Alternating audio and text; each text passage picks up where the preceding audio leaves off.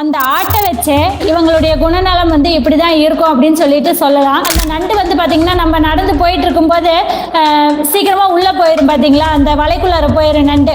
அப்போ அந்த கடகராசிக்காரர்கள் வந்து பார்த்தீங்கன்னா யாரையுமே சீக்கிரமாக நம்ப மாட்டாங்க. சுதந்திரமாக இருக்கணும் அப்படின்னு சொல்லிட்டு நினைப்பாங்க. சிங்கம் வந்து எப்போவுமே தனிமையாகவே இருக்கும் இல்லைங்களா, அதனால சுதந்திரமாக ஃப்ரீடமாக இருக்கணும், யாரும் இவங்களுடைய இதில் வந்து மூக்க நுழைக்க கூடாது அப்படின்னு சொல்லிட்டு எதிர்பார்ப்பாங்க. நிறைய பேர் சொல்கிறதுலேயே பெருமையாக சொல்லிக்குவாங்க பார்த்தீங்களா, நான் கன்னிராசி அப்படின்னு சொல்லிட்டு. நீதி, நியாயம், நேர்மை இந்த மாதிரி எப்போவுமே கரெக்டாக இருக்கணும் அப்படின்னு சொல்லிட்டு நினைப்பாங்க. 2 தேள் வந்து ஒரு இடத்துல சேர்ந்து வசிக்காதாமா. அப்படி வசிச்சிச்சு அப்படின்னா ஒன்று கொட்டிட்டு ஒன்று வந்து இறந்து போயிருமாமா. ராசிக்காரர்கள்கிட்ட இந்த ஒரு விஷயம் மட்டும்தான் பாராட்டத்தக்கதா இருக்குது. மற்றது எல்லாமே வந்து பார்த்திங்கன்னா கொஞ்சம் கேர்ஃபுல்லாக தான் அவங்கள்ட்ட நடந்துக்கணும். யாருக்கிட்ட நமக்கு என்ன கிடைக்கும், இவங்களால நமக்கு என்ன பெனிஃபிட் உண்டு அப்படின்னு சொல்லிட்டு தான் பழகுவாங்க. எப்போவுமே அப்படி தான் இருப்பாங்க. ஒரு பொண்ணு எடுக்கணும் அப்படின்னா மீனராசிக்கார பொண்ணாக இருந்துருச்சு அப்படின்னா அந்த குடும்பம் கூட்டு குடும்பமாக எப்போவுமே இருக்கும், பிரிவினை இல்லாமல். மனுஷங்களோட கேரக்டரை பார்த்து ஏய் நீ இந்த ராசிக்காரன் தானே அப்படின்னு சொல்லிடலாம். ஆமாம் ஆமாம் இவன் இப்படி தான் இருக்கான், ஆமாம் ஆமாம் இவன் இப்படி தான் இருக்கா அப்படின்னு சொல்லி இப்போவே நீங்கள் கண்டுபிடிச்சிருப்பீங்க. சரிதானுங்க?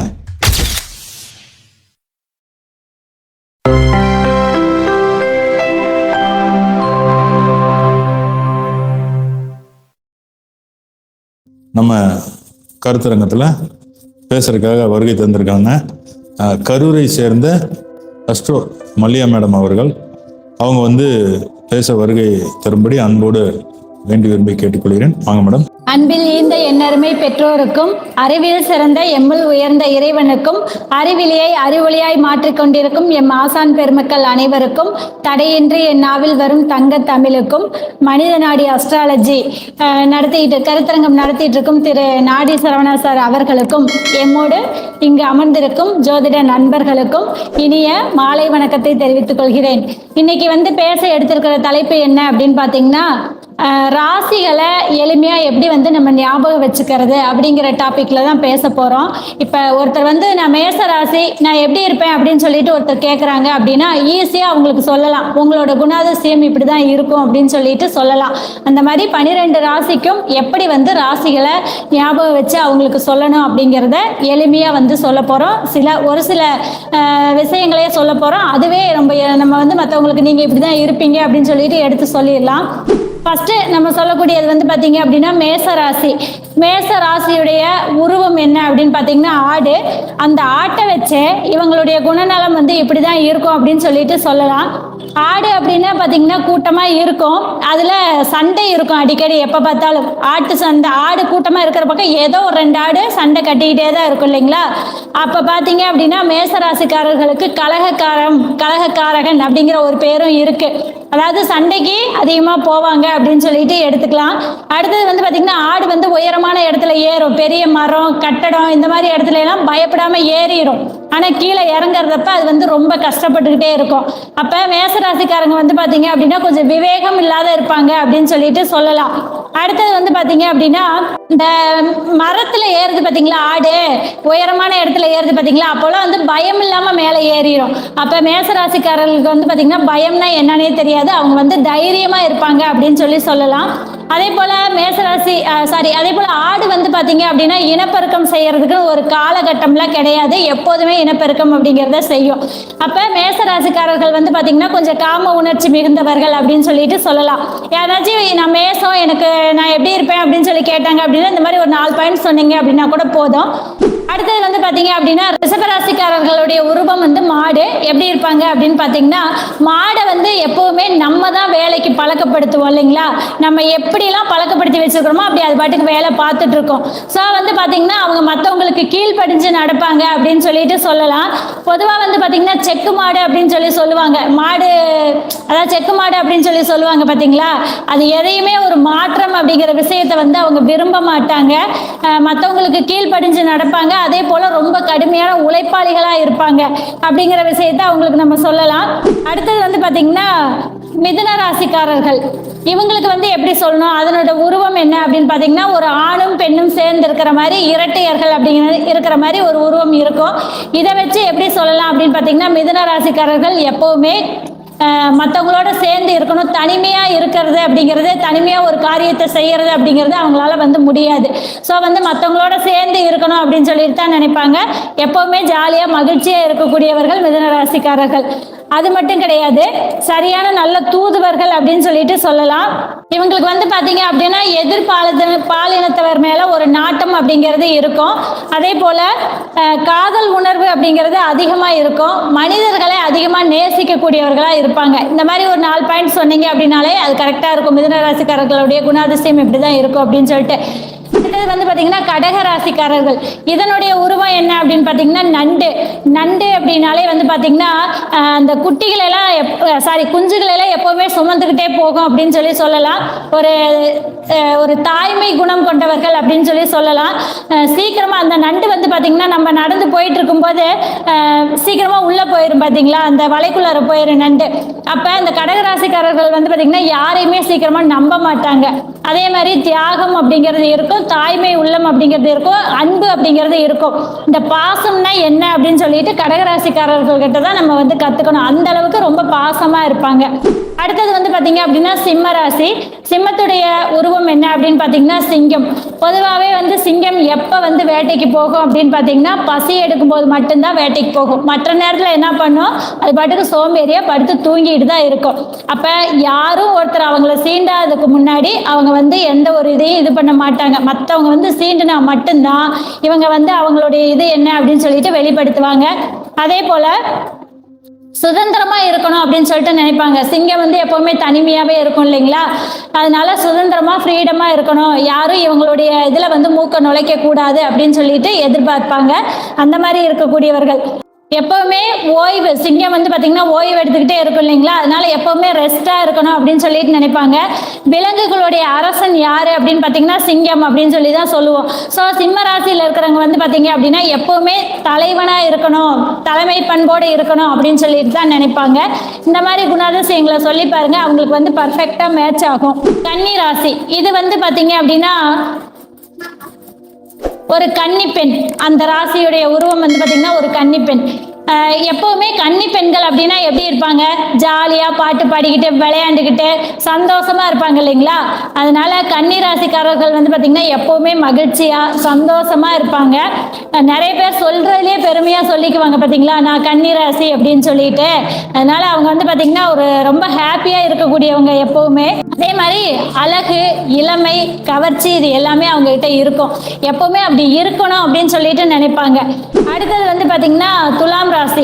அதனுடைய உருவம் என்னன்னு பார்த்தீங்கன்னா தராசு. தராசு அப்படிங்கிறது வந்து பார்த்தீங்கன்னா சமமாக இருக்கும் இல்லையா, அவங்க வந்து எப்போவுமே நடுநிலையாக நடந்துக்கணும் அப்படின்னு சொல்லிட்டு நினைப்பாங்க. நீதி, நியாயம், நேர்மை இந்த மாதிரி எப்போவுமே கரெக்டாக இருக்கணும் அப்படின்னு சொல்லிட்டு நினைப்பாங்க. அதே போல் வியாபார தந்திரம் அவங்கக்கிட்ட வந்து நிறைய இருக்கும். அவங்களாம் வந்து பிஸ்னஸ் பண்ணுறாங்க அப்படின்னா ரொம்பவுமே கரெக்டாக இருப்பாங்க. வியாபார தந்திரம் அவங்களுக்கு வந்து நிறையவே இருக்கும். அடுத்தது வந்து பார்த்திங்கன்னா விருச்சிக ராசி. இதனுடைய உருவம் என்னன்னு பார்த்தீங்கன்னா தேள். இந்த தேள் வந்து என்ன செய்யும் அப்படின்னு பார்த்தீங்கன்னா மறைவிடத்துல தான் வந்து வாழும். அப்போ விருச்சிக ராசிக்காரர்களுக்கு வந்து பார்த்தீங்கன்னா வெளிப்படையாக எதையுமே பேச மாட்டாங்க. அவங்களுக்குள்ள சீக்ரெட் அப்படிங்கிறது இருந்துக்கிட்டே தான் இருக்கும். 2 தேள் வந்து ஒரு இடத்துல சேர்ந்து வசிக்காதாமா. அப்படி வசிச்சிச்சு அப்படின்னா ஒன்று கொட்டிட்டு ஒன்று வந்து இறந்து போயிருமாமா. அந்த மாதிரி அப்போ இவங்களுக்குலாம் வந்து பார்த்தீங்கன்னா அந்த பழி வாங்கக்கூடிய எண்ணம் அப்படிங்கிறது இருக்கும். அடுத்தது வந்து பார்த்தீங்க அப்படின்னா போட்டி, பொறாமை இந்த மாதிரி குணம்லாம் வந்து விருச்சிக ராசிக்காரர்களுக்கு நிறையவே இருக்கும் அப்படின்னு சொல்லலாம். இதில் வந்து பார்த்திங்கன்னா அந்த தேளில் வந்து பெண் தேள் இருக்கு இல்லைங்களா, அது வந்து குஞ்சு பறித்த உடனே வந்து இறந்துருமாமா. இந்த மாதிரி அப்போ வந்து பார்த்திங்கன்னா ஒரு தியாகம் செய்யக்கூடிய, அதாவது எதுக்காகவும் தியாகம் அப்படிங்கிறது தயங்காமல் செய்வாங்க அப்படின்னு சொல்லிட்டு சொல்லலாம். விருச்சிக ராசிக்காரர்கள்கிட்ட இந்த ஒரு விஷயம் மட்டும்தான் பாராட்டத்தக்கதாக இருக்குது. மற்றது எல்லாமே வந்து பார்த்திங்கன்னா கொஞ்சம் கேர்ஃபுல்லாக தான் அவங்கள்ட்ட நடந்துக்கணும். அடுத்தது வந்து பார்த்தீங்க அப்படின்னா தனுசு ராசி. தனுசு ராசியுடைய உருவம் என்ன அப்படின்னு பார்த்தீங்கன்னா ஒரு மனிதன் பாதி இருக்கிற மாதிரி இருக்கும், அடுத்து மிருகம் பாதி இருக்கிற மாதிரி இருக்கும். வில்லம்பு அப்படின்னு கூட சொல்லலாம். இது வந்து பார்த்தீங்கன்னா இந்த கமல் படத்தில் வரும் பார்த்தீங்களா, கடவுள் பாதி மிருகம் பாதி கலந்து செய்த கலவை நான் அப்படின்னு சொல்லுவாங்கல்ல, அந்த மாதிரி தான் இவங்களுடைய கேரக்டர். அதாவது மிருக குணம் இருந்துச்சு அப்படின்னாலும் தன்னை வந்து இவங்க தூய்மைப்படுத்தி அந்த மனித குணத்தில் நடந்துக்கணும் அப்படின்னு சொல்லிட்டு நினைப்பாங்க. ரொம்ப ஒரு எப்படி அதாவது தர்மமானா நடந்துக்கணும் அப்படின்னு சொல்லிட்டு நியாயமாக நடந்துக்கணும் அப்படின்னு நினைப்பாங்க. மிருகம் அப்படிங்கிறது இருந்தால் கூட தன்னை வந்து சரி பண்ணி நடந்துக்கணும் அப்படிங்கிறதுல ரொம்ப இதாக இருப்பாங்க. அடுத்தது வந்து பார்த்திங்கன்னா சரியான உழைப்பாளி அப்படின்னு சொல்லி சொல்லலாம். இவங்களுக்கு வந்து உள்ளுணர்வு அதிகமாக இருக்கும் அப்படின்னு சொல்லி சொல்லலாம். ராமன் வந்து பார்த்திங்கன்னா வில்லம்பு இருக்கு இல்லைங்களா, இதில் ராமன் வந்து பார்த்திங்க அப்படின்னா தர்மத்தை காக்கிறதுக்காக தான் வில்லை எடுத்தார் அப்படின்னு சொல்லி சொல்லுவாங்க இல்லைங்களா. ஸோ வந்து பார்த்திங்கன்னா நல்ல ஒரு தர்மமான இவங்க நிச்சயமாக நடந்துக்குவாங்க. இதெல்லாம் சொல்லி பாருங்க, அவங்களுக்கு கரெக்டாக இருக்கும். அடுத்து வந்து பார்த்திங்கன்னா மகர ராசிக்காரர்கள், இவங்களுடைய உருவம் என்ன அப்படின்னு பார்த்தீங்கன்னா முதலை வந்து என்ன செய்யும்னா தண்ணிக்குள்ளார அப்படியே பதுங்கிக்கிட்டே இருக்கும். எப்போ வந்து நமக்கான நேரம் வரும் அப்படின்னு சொல்லிட்டு பார்த்துக்கிட்டே இருக்கும் இல்லைங்களா. அந்த மாதிரி இவங்க வந்து பார்த்திங்கன்னா வாய்ப்புக்காக காத்துக்கிட்டே இருப்பாங்க. வாய்ப்பு வரக்கூடிய நேரத்தில் அதை வந்து சரியாக பயன்படுத்திக்குவாங்க அப்படின்னு சொல்லி சொல்லலாம். அதே மாதிரி முதலை பாசாங்கு அப்படின்னு சொல்லி சொல்லுவாங்க, கேள்விப்பட்டிருக்கோம் இல்லைங்களா. இவங்ககிட்ட அந்த மாதிரி ஒரு பாசாங்கு அப்படிங்கிறது இருக்கும். அடுத்தது வந்து பார்த்திங்கன்னா உட்கார்ந்த இடத்துல முதலை எப்படி ஒரு இடத்துல இருந்துக்கிட்டே தனக்கான இறைய வந்து தேடி எடுத்து சாப்பிடும் இல்லைங்களா. அது மாதிரி மகர ராசிக்காரவங்க இருக்கக்கூடிய இடத்துல இருந்துக்கிட்டே ஒரு காரியத்தை செஞ்சு முடிக்கிறதுல ரொம்ப வந்து கில்லாடியாக இருப்பாங்க. அதாவது ஆடாத கூத்த ஆடினாலும் காரியத்தில் கண்ணா இருக்கணும் அப்படின்னு ஒரு பழமொழி சொல்லுவாங்கல்ல, அது வந்து இந்த மகர ராசிக்காரர்களுக்கு கரெக்டாக இருக்கும். இவங்க எப்பவுமே வந்து காரியத்தில் கண்ணா இருப்பாங்க. அடுத்தது வந்து பார்த்தீங்க அப்படின்னா கும்பராசி. இது வந்து பார்த்தீங்கன்னா இதனுடைய உருவம் வந்து ஒரு பானை. அப்போ சேவிங்ஸ் பண்ணுறது அப்படிங்கிறது இதனுடைய ரொம்ப சிறப்பான விஷயமா இருக்கும். இவங்க மற்றவங்ககிட்ட பழகும்போது எப்படி பழகுவாங்க அப்படின்னு பார்த்தீங்கன்னா, யாருக்கிட்ட நமக்கு என்ன கிடைக்கும், இவங்களால நமக்கு என்ன பெனிஃபிட் உண்டு அப்படின்னு சொல்லிட்டு தான் பழகுவாங்க. எப்போவுமே அப்படி தான் இருப்பாங்க. இவங்களுக்கு வந்து ஒரு ஹெல்ப் வேணும் அப்படின்னு வச்சுக்கோங்களேன், அதை வந்து மற்றவங்கள்ட்ட எப்படி கேட்கறது அப்படின்னு சொல்லிட்டு கொஞ்சம் கூட தயங்க மாட்டாங்க. எனக்கு இந்த உதவி வேணும் அப்படின்னு சொல்லிட்டு தயங்காமல் இவங்க வந்து கேட்பாங்க. அப்புறம் பானை அப்படிங்கும்போது மற்றவங்களுடைய சுமை இருக்கு இல்லைங்களா, அதை வந்து நாம் சுமக்கணும் அப்படின்னு சொல்லிட்டு நினைப்பாங்க. அந்த மாதிரி ஒரு குணம் அப்படிங்கிறது இவங்களுக்கு இருக்கு.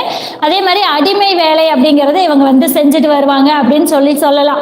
இந்த மாதிரி கும்பராசிக்காரர்களுக்கு சொல்லி பாருங்க, இது வந்து இவங்களுக்கு கரெக்டாக இருக்கும். அடுத்து வந்து பார்த்தீங்கன்னா மீனம் ராசி. இந்த மீனம் ராசியுடைய உருவம் என்னன்னு பார்த்தீங்கன்னா மீன், 2 மீன் இருக்கிறது மாதிரி இருக்கும். இதில் வந்து பார்த்தீங்கன்னா மீன் வந்து எப்பவுமே அது இருக்கக்கூடிய இடத்த சுத்தமாக வச்சுக்கும் இல்லைங்களா. அது மாதிரி மீனம் ராசிக்காரர்கள் தான் இருக்கக்கூடிய இடத்த ரொம்ப தூய்மையாகவும் சுத்தமாகவும் வச்சுக்குவாங்க. அடுத்தது வந்து பார்த்திங்கன்னா மீன் வந்து எப்பவுமே கூட்டமாக வசிக்கும் இல்லையா, அதை நம்ம பார்த்துருக்கோம் இல்லையா. அப்போ இந்த மீன ராசியில் இருக்கக்கூடியவர்கள் வந்து பார்த்திங்கன்னா எப்பவுமே கூட்டத்தோடு சேர்ந்து கலகலப்பாக இருக்கணும்னு நினைப்பாங்க.